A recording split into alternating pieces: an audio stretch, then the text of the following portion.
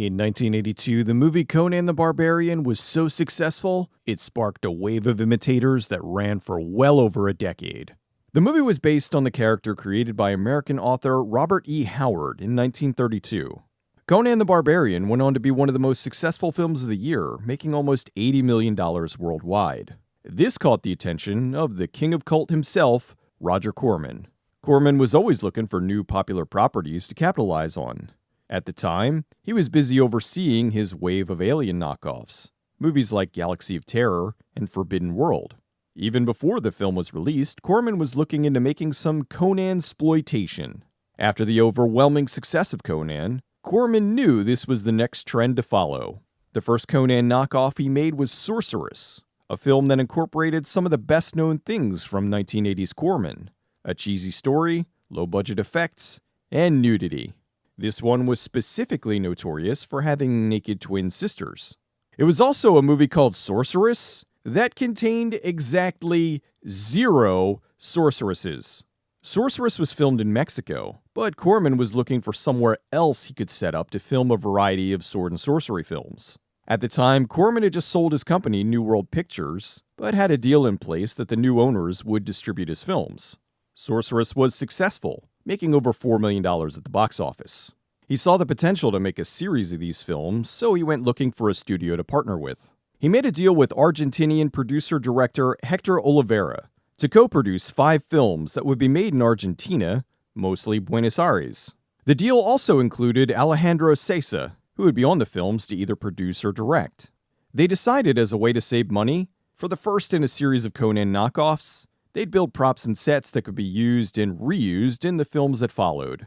This would make the first film the most expensive, but then the remainder wouldn't cost as much due to so much being recycled. They wanted to give this sword and sorcery Conan ripoff a badass barbarian name, and so they came up with Deathstalker. They needed a tall, handsome, buff dude to play the lead Conan stand-in, so they hired former Georgia Tech running back Rick Hill. Hill started acting back in 1979, mostly doing TV shows like Beach Patrol and Charlie's Angels. In 1980, he had a 24-episode run on the soap opera Days of Our Lives. When they hired him for the movie, he was just getting off the short-lived TV series Today's FBI. With the show abruptly ending after only 1 season, he was looking for work. Since Hill had just played an FBI agent, his hair was on the shorter side. They needed to get filming quickly, so they fitted him with a wig. For the female counterpart of the Barbarian, they hired 20-year-old model actress Lana Clarkson to play Kyra. Clarkson was 6'1", and they had to be creative because she towered over Hill, who was 5'10". For the turncoat character Ogress, they hired Richard Brooker. He was just coming off of playing Jason in Friday the 13th Part 3. Brooker was also a stuntman, so he was hired to do double duty as the stunt coordinator for the film. They wanted a name for the sex appeal, so they hired Playboy Playmate Barbie Benton. They needed a bunch of big dudes to be gladiators and barbarians, so they hired a variety of Argentinian wrestlers. Many of the supporting cast were Argentinian actors. A large portion of the background characters and extras were also from Argentina. This was another thing that helped to keep costs down. For the harem, they flew in a bunch of models from all over South America. They hired director James Sbardellati to direct. He previously did some second unit work with Corman for Humanoids from the Deep and was the first AD for Battle Beyond the Stars. Right before this, he was the first AD on the 1982 sword and sorcery film, The Beastmaster. They wanted production to get up and running quickly, so they brought in their excellent go-to effects guy, John Carl Buechler. Although he had only a week to make the prosthetics before flying over to Buenos Aires, where he continued to make more while he was on location. Filming started in early 1983. This was during the summer in Argentina, so it was hot and humid. This worked in their favor since it made everyone sweaty. Aside from some chafing, no one really complained about having to wear loincloths. Although it wasn't so great for the crew who had to lug around heavy equipment in all this heat. In 1983, Argentina was under military rule. They needed horses for the film, and the producer was friends with members of the military police, so he was able to get them to loan him both horses and the riders. A major thing that was beneficial in using the police horses was that they were already trained in crowd control, So in the scenes with dozens of people walking around, the police were able to weave in and out of the crowd without an issue.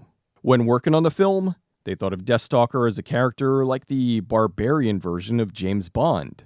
Hill did a very good Connery impersonation, so in between takes, he'd say his lines in Connery's voice. The evil sorcerer Munkar had a tattoo on his face.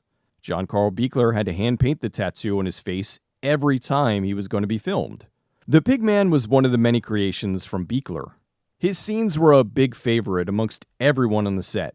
The actor could see through the mask, but he couldn't breathe, which made it difficult to wear.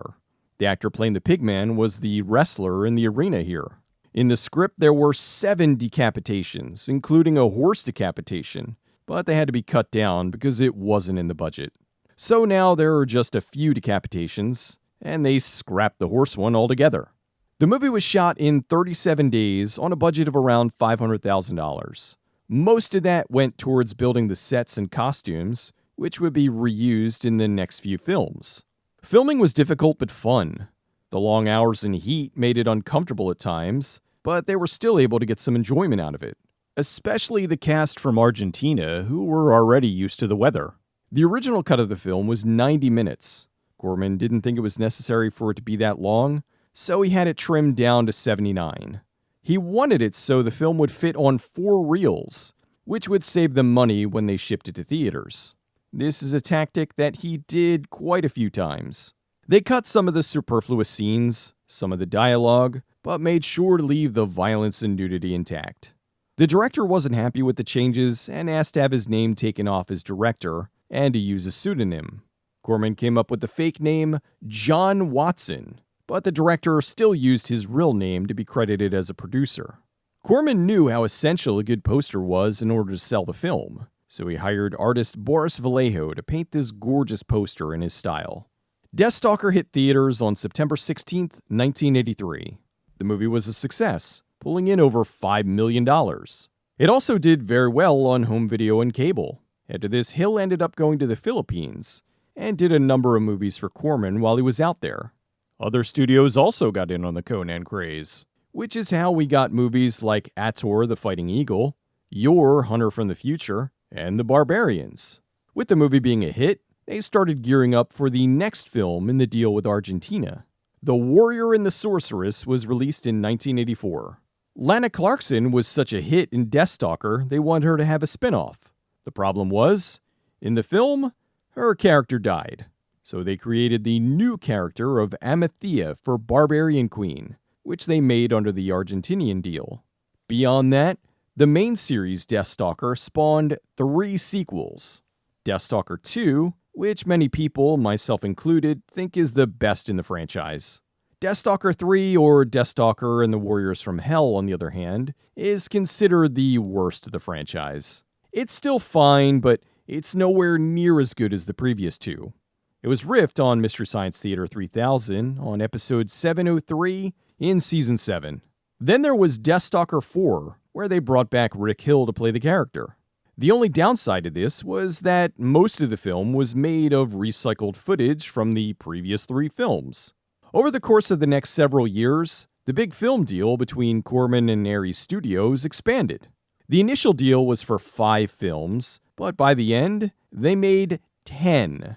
Deathstalker, The Warrior and the Sorceress, Barbarian Queen, Wizards of the Lost Kingdom, Cocaine Wars, Amazons, Deathstalker 2, Stormquest, Two to Tango, and Play Murder for Me. Initially, all these movies were intended to be sword and sorcery or sword and sandal films, but Oliveira was able to convince Corman to let him do the last 2, which were more personal. Two to Tango was a remake of the 1982 film Last Days of the Victim, which Oliveira produced. He liked the original film, but he thought he could improve it, so he directed his rendition. He also thought that by having the remake be in English, it would broaden its appeal. The last movie was Play Murder for Me, a dramatic mystery starring Tracy Scoggins and TV actor Jack Wagner in his first movie. Strangely, Deathstalker 3 and 4 were not part of the Argentinian deal. Deathstalker 3 was shot in Mexico, and Deathstalker 4 was shot in Bulgaria. Both movies still used recycled footage from the first two Deathstalker movies. Corman loved the tavern footage so much, he recycled it in numerous sword and sorcery films. Deathstalker went on to be a cult favorite thanks to it being shown repeatedly on cable, and later regular TV, which was where I first saw it. The director's happy the film did well, but he thinks it would have been better with his original edit and a better score. In 2024, it was announced that Steven Kostanski of Astron 6 would be helming the remake of Deathstalker. If you want to know more about the formation of Astron 6, check out my video on the editor, which I did a few years back.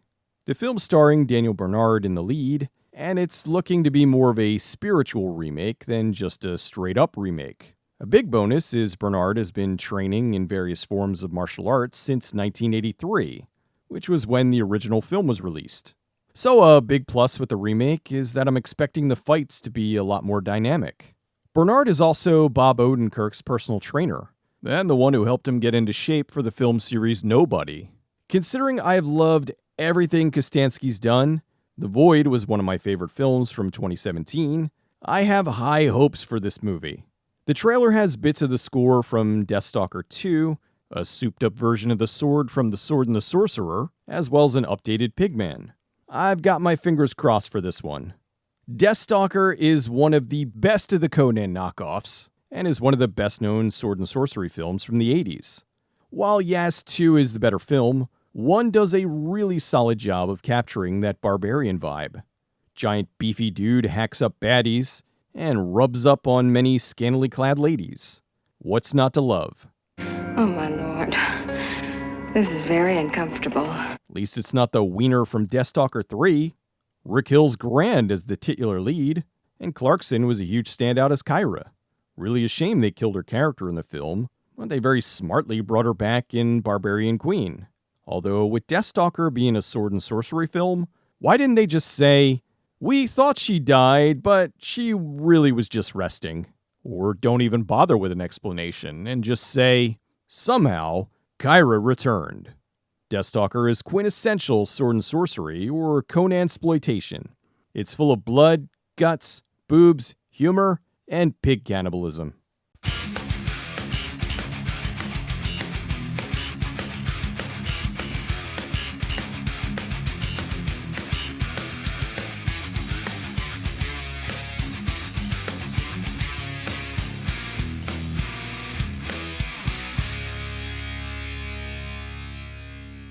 I live in this damp cave, trapped, eating mice, moss, bugs, and you come here looking for gifts?